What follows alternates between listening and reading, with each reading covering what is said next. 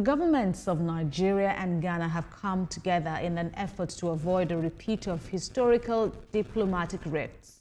Nigeria's Minister of State for Foreign Affairs, Bianca Odumegu Ojukwu, has now called for calm this amid recent social media agitation in Ghana, where some Ghanaians have demanded the deportation of Nigerians. Speaking in Accra during a joint press conference with Ghana's Foreign Minister Samuel Ablakwa, she said her visit was a fact-finding mission ordered by President Bola Tinubu to assess the situation.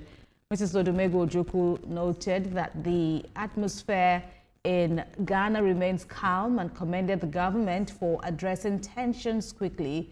She also urged Nigerian nationals as well as Ghana nationals to avoid inciting content and called for the revival of the Nigeria-Ghana Joint Commission. In response, the Ghana Foreign Minister Samuel Ablakwa condemned misinformation and assured that Ghana would protect all Nigerians resident in the country.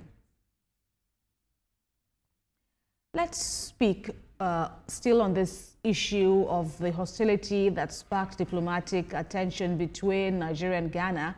Bringing in now the CEO Leads Network, Chukwuma Okenwa, to speak on this point. He joins from Enugu. We thank you very much, Mr. Okenwa, for joining us.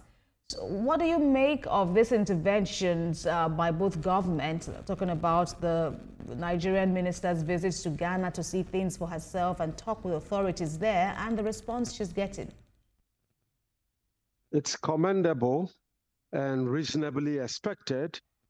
Because in diplomacy, you talk about interest of all the parties that are involved and ability for their representatives to look at issues that concerns their constituents and come up with a workable solution.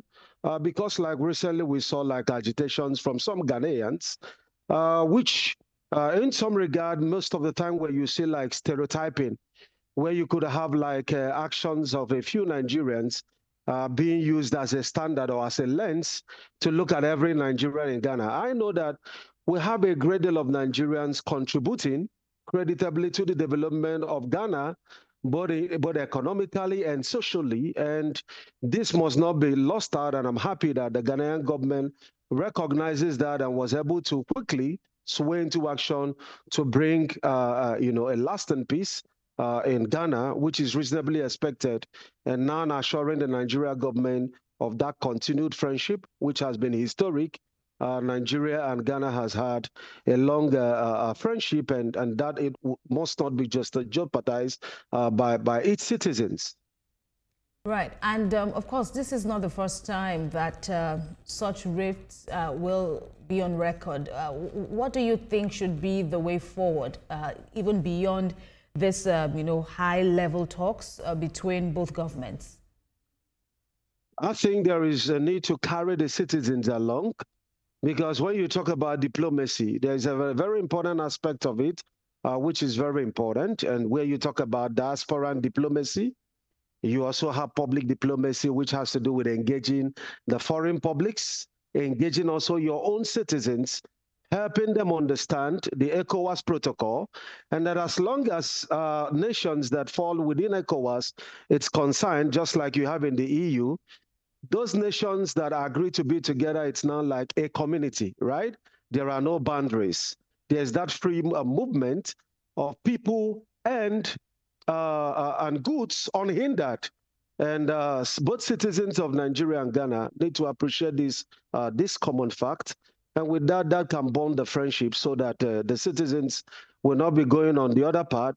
We use the government that understand the strategic role, both in terms of economy, socially, and security, of the need to function as a community. They are not going to be like at variance with each other, the citizen on one part and the government on the other part. Right. There's also the talk on the Nigeria-Ghana Joint Commission. What are your thoughts on how this can be brought to life with benefits for both sides? Yeah, the benefit, of course, would be like, since there is that free movement, yes, in Nigeria also we have a lot of Ghanaians. So migration could come with its impact.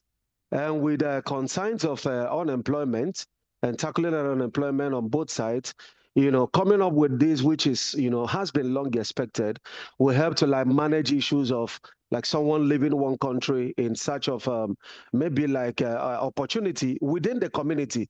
I mean, the person's strategic interest should be guaranteed so that there will not be any need of like someone going to like, struggle to survive in any of the countries within the region. You can move freely and you are sure that there is a strategic plan on ground, to help you transfer like your skills, your services, like skill transfer, like we call that, to any country within that particular ECOWAS protocol.